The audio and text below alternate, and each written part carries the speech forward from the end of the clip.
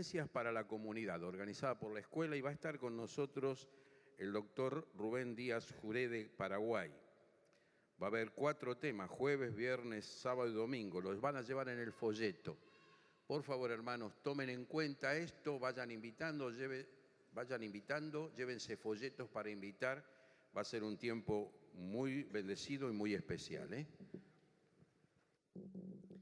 Muy bien, buenos días, hermanos. Vamos a comenzar en el día de hoy con el Sermón del Monte, que tiene que ver con el carácter del cristiano. Y para ello nosotros vamos a tener abierto nuestra Biblia en Mateo, capítulo número 5. Es el comienzo del Sermón del Monte. Vamos a hacer como dicen los chicos, una intro muy breve y vamos a tratar de ver algunas de las bienaventuranzas porque no es posible en estos minutos poder hacer un análisis más profundo. Además tendría que hacerlo otro, no yo, ¿no? El Sermón del Monte es el fundamento teológico y filosófico del reino de Jesús. Poné la otra para que todos vean. ¿Sí? Bien.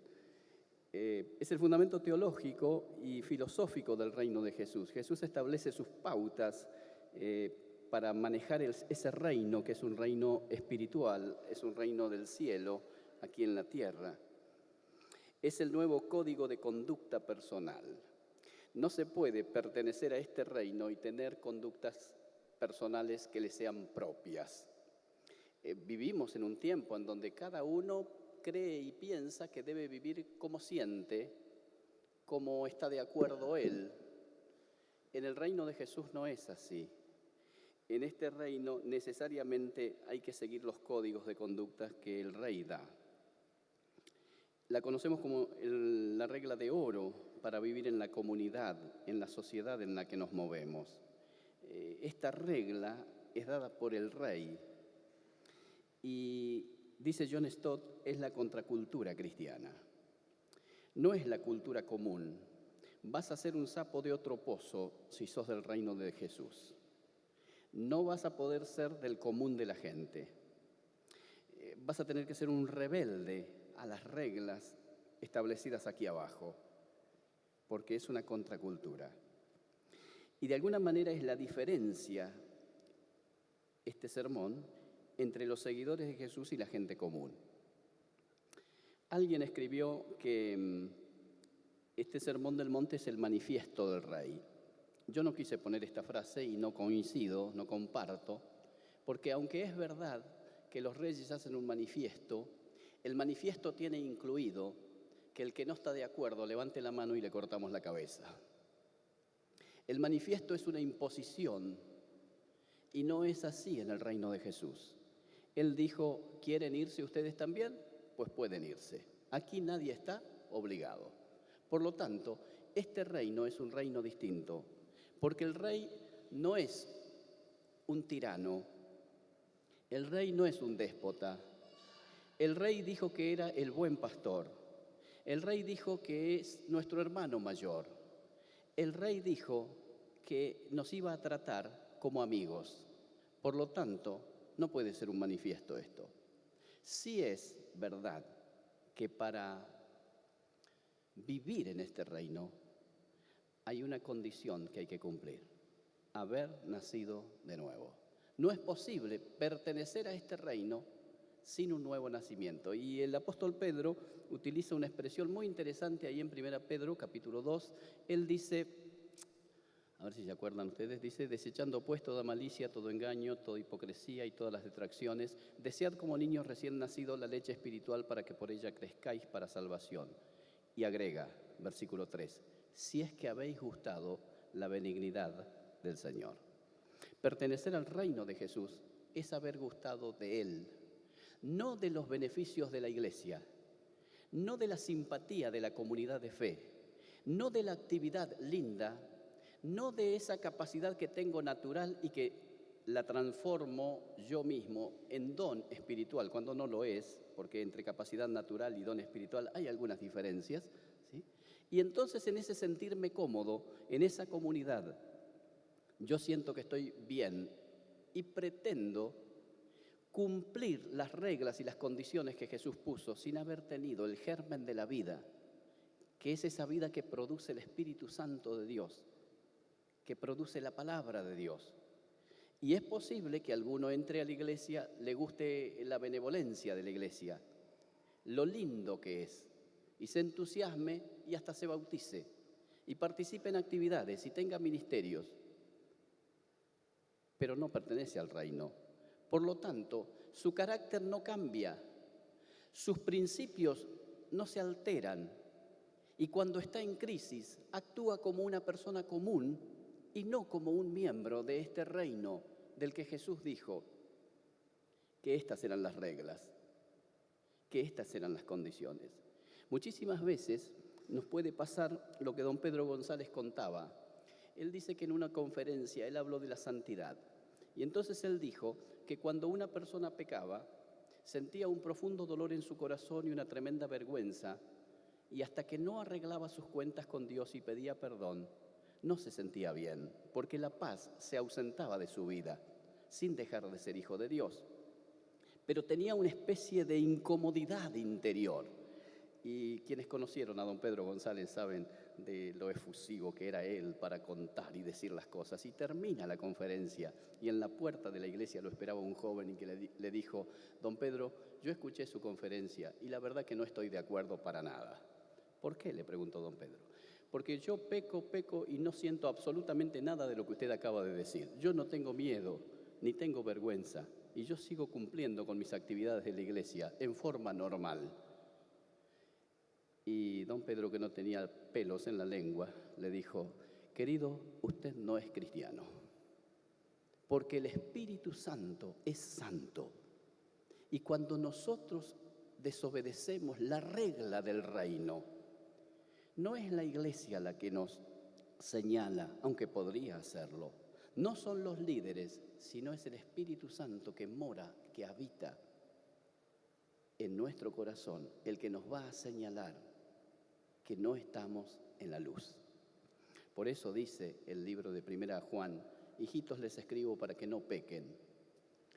Don Juan García decía que este texto debiera decir: hijitos, estas cosas les escribo para que no pequen nunca. Pero no termina ahí el texto. El texto dice: pero si alguno hubiere pecado. Y don Juan García decía, y este texto debiera decir: y si alguno excepcionalmente hubiere pecado. Dice la palabra ahí: abogado tenemos. La palabra abogado ahí en 1 Juan capítulo 2 es la palabra paracletos, que en Juan capítulo 14 se utiliza como Espíritu Santo, consolador, ayudador, auxiliador. Es que paracleto no significa Espíritu Santo, paracleto significa ayudador. Entonces en Juan capítulo 14 los discípulos estaban muy tristes y necesitaban un consuelo, alguien que los anime. Entonces el Señor Jesús dijo: les voy a enviar un paracleto, uno que les ayude en la tristeza. En capítulo 2 de 1 Juan, lo que necesitaban sus lectores era un abogado, un defensor, uno que interviniera entre el pecado del corazón del creyente y Dios. Entonces necesitan también un paracleto, pero un paracleto que sea abogado, que conozca de leyes. Entonces Juan dice: si pecan, el abogado está dispuesto para ayudarlos. Así que cuando uno pertenece a este reino, tiene reglas distintas. Ahora, dejamos ahí la introducción al sermón. Vamos a bajar un poquito más ahora y vamos a ir a las bienaventuranzas, que es de lo que tenemos que hablar en unos momentos más. Las bienaventuranzas tienen por lo menos 3 características. ¿Las pusimos? Bien.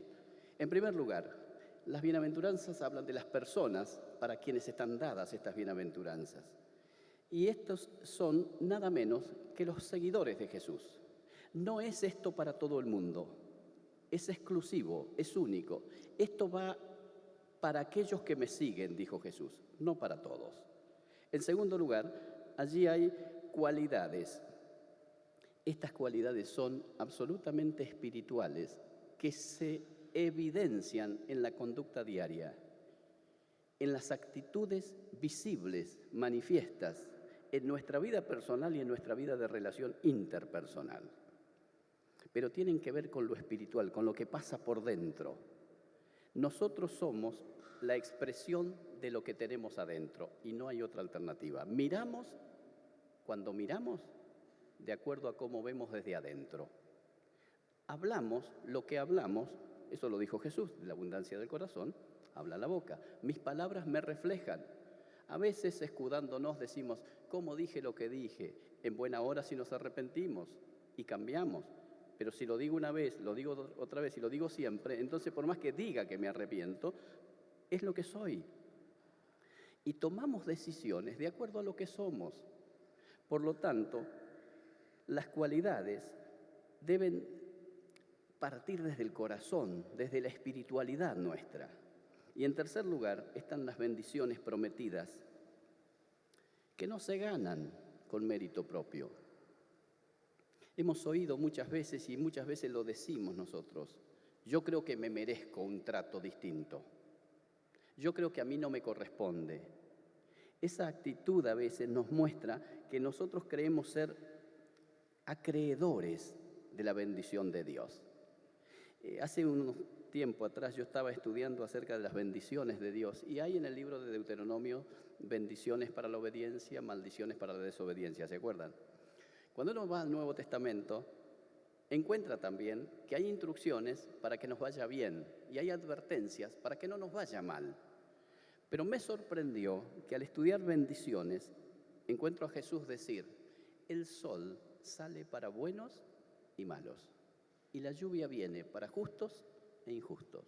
Por lo tanto, hay bendiciones de las cuales Dios dice, yo bendigo y listo. Y no pregunto quiénes tienen créditos y quiénes no. Estas bendiciones sí tienen condición. Ahora, la palabra bienaventurado que nosotros tenemos en nuestras traducciones como dichoso, feliz, en la hora feliz y en la escuela dominical nos enseñaban cuando éramos niños, ¿se acuerdan? Bienaventurado significa 3 veces felices, ¿se acuerdan? No sé de dónde salió eso, porque la verdad que no es así, pero está bueno, 3 veces feliz, entonces uno se queda contento.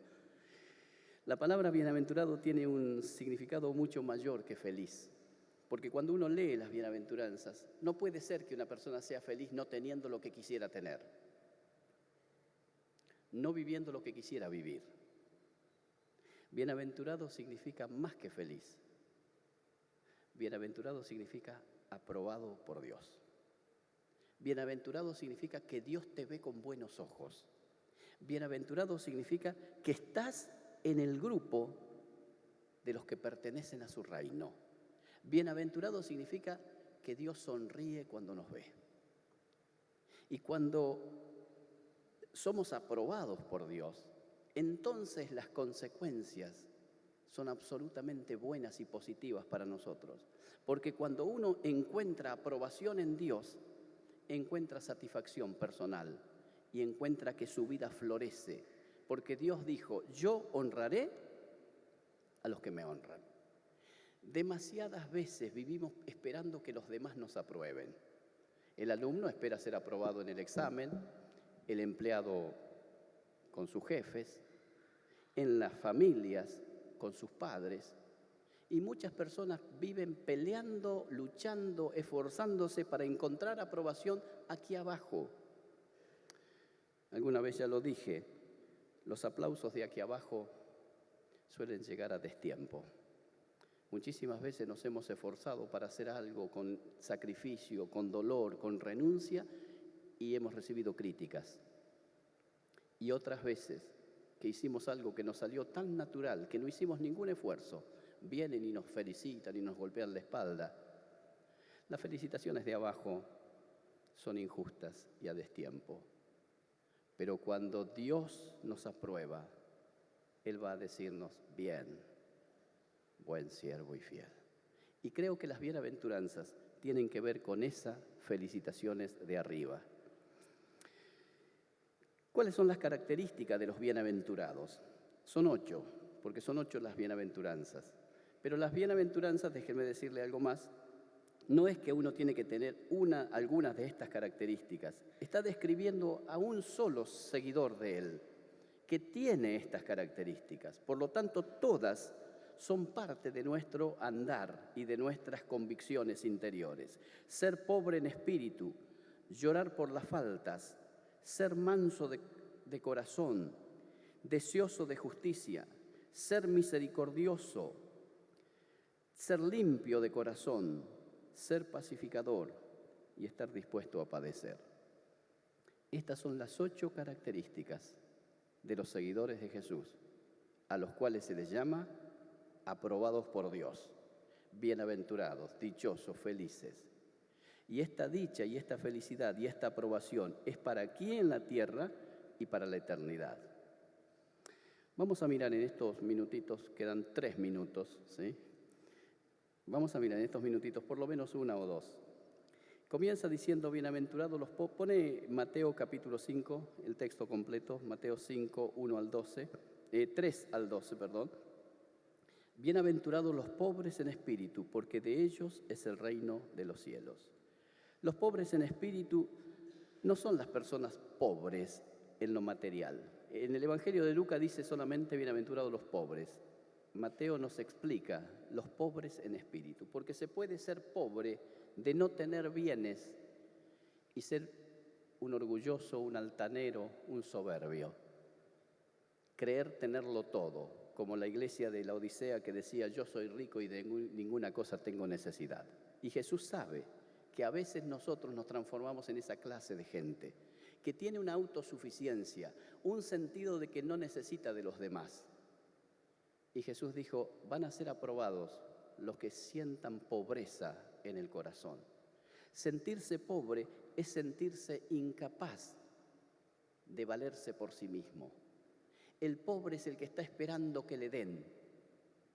Y en la vida del reino de Dios, del reino de Jesús, si queremos ser aprobados por Dios, necesitamos mirar nuestro interior y compararnos no con el otro, sino compararnos con la santidad de Dios, con la justicia de Dios, con la gloria de Dios.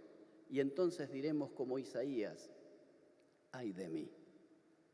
Diremos como San Pablo, miserable de mí. El que no se siente miserable nunca será aprobado por Dios. Porque Jesús dijo, los sanos no necesitan de médico. ¿Se acuerdan? Yo vine a buscar a los pecadores. Lo criticaban y decían, con publicanos y pecadores come. Y Jesús les dijo, yo vine para eso. Hace unos años estábamos en Breaposo construyendo el salón y no tenía techo todavía ni ventanas, pero como allá nunca llueve, seguíamos reuniéndonos el día viernes a la tarde, sábado a la mañana, limpiábamos adentro de donde se estaba construyendo y nos reuníamos. Y en una de esas reuniones de domingo pasó un muchacho un poco tomado, ebrio, beodo, y nos gritó, adiós, pecadores contemplo. Y la gente se sintió bastante incómoda. Y yo pasé a dar el mensaje y les dije, ¿cuánta verdad dijo este hombre? ¿Qué verdad dijo? Somos pecadores, tenemos un templo, pero no nos hace diferentes. Somos unos miserables que necesitamos la gracia bendita de Dios, la misericordia eterna del Señor, que nos alcance, que nos perdone. Por eso el texto siguiente dice, bienaventurados los que lloran. Y uno puede llorar en la vida por muchas razones. Cuando se cometen injusticias con nosotros, sentimos un profundo dolor y lloramos. Cuando nos menosprecian, cuando nos falta lo necesario, cuando nuestros hijos están enfermos y sufren, cuando perdemos un ser querido, cuando una catástrofe nos llega. Pero dice Jeremías, ¿por qué se lamenta el hombre? ¿Qué razones tiene? Laméntese el hombre en sus pecados. Y cuando vemos a Jesús derramar lágrimas en 3 ocasiones en el Nuevo Testamento, las 3 veces Él llora por el pecado. Porque cuando estuvo frente a la tumba de Lázaro, aunque los judíos dijeron, mirad cuánto le amaba, porque lloraba por la muerte de su amigo, nos cuesta entender que llorara por la muerte si sabía que Él le iba a decir, Lázaro, ven fuera, y el que había sido muerto resucitaba. Así que no era por la muerte de su amigo que lloraba. Cuando Él se encuentra frente a Jerusalén y mira la ciudad y dice, Jerusalén, Jerusalén, que matas a tus profetas y apedreas a los que te son enviados, ¿cuántas veces quise juntaros como la gallina junta sus polluelos debajo de sus alas y no quisisteis? Y Jesús llora. Y Jesús va al huerto de Getsemaní y dice, mi alma está muy triste, y vuelve a llorar. ¿Por qué llora Jesús? Llora por el pecado, pero no por su pecado. Llora por tu pecado y por mi pecado, porque fueron ellos los que le llevaron a la cruz. Así que cuando dice Jesús, bienaventurados los que lloran su pecaminosidad, son aquellos que reconocen la santidad de Dios y saben que no podrían vivir cerca de Él a menos que mediara la gracia bendita del Señor. Por eso, hermanos, seremos bienaventurados, seremos aprobados por el Señor, formaremos parte de la alegría de Jesús por tener estos seguidores si seguimos las reglas del reino, si aceptamos el desafío de los códigos nuevos que Jesús trajo como contracultura cristiana, como nueva manera de vivir. Por eso San Pablo dice, ahora pues ninguna condenación hay para los que están en Cristo Jesús, pero luego agrega y dice que nosotros ya no pertenecemos a la vieja manera de vivir, ¿se acuerdan?